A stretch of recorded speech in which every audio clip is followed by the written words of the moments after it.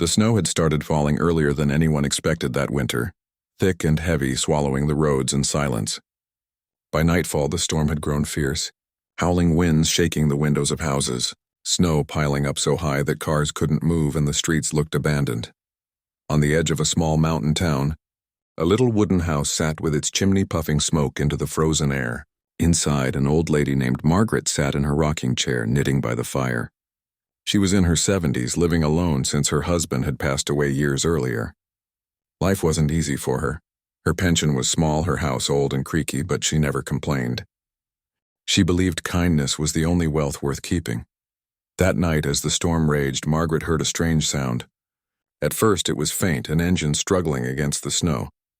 Then another, and another. She set her knitting aside and peeked through the frosted window. What she saw made her heart skip a beat. Out of the blizzard emerged a group of men on motorcycles, their headlights glowing weakly in the storm. The bikers were shivering, snow clinging to their leather jackets and helmets. They looked tired, desperate, and very far from home. 15 of them stopped near her driveway, their engines coughing in protest against the freezing night. They huddled together, trying to shield themselves from the storm, but it was clear they couldn't survive the night out there. For a moment, Margaret hesitated. They were big, rough-looking men, their jackets patched with skulls and flames, tattoos covering their arms and faces. Most people would have locked their doors and prayed the bikers passed by. But Margaret's heart didn't work that way. She opened her front door, the warm glow of her little home spilling onto the snow. "Come inside," she called over the wind. "You'll freeze out there." The bikers turned in surprise. One of them, a tall man with a scar across his cheek, shouted back, "Ma'am, we don't want to scare you.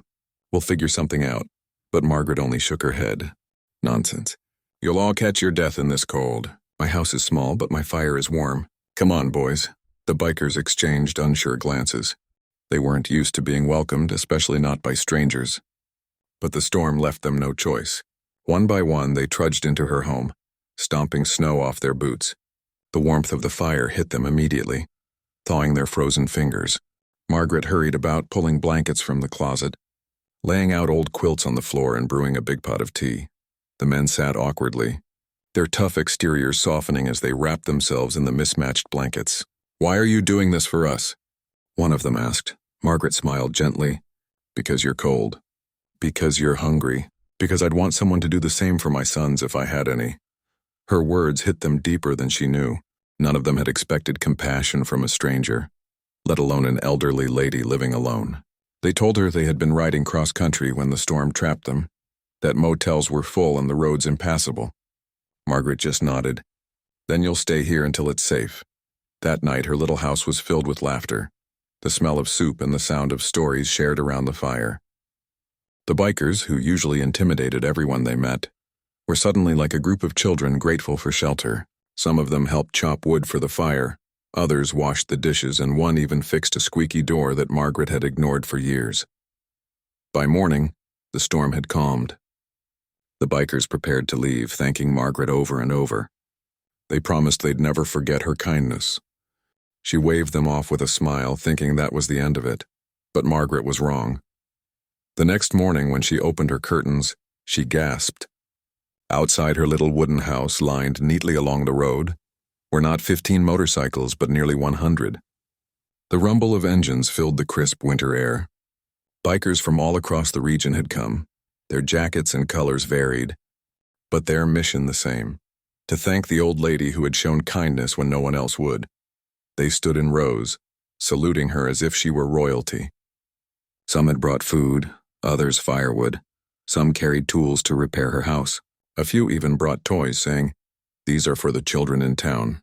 We heard you take care of the neighborhood kids sometimes." Tears filled Margaret's eyes as she stepped onto her porch. The scarred man from before stepped forward, his voice steady. "Ma'am, you gave us warmth when we had nothing. We can't repay you, but we can honor you. From now on, this house, this town, you'll never be alone. If you ever need us, you call and we'll ride." And they meant it.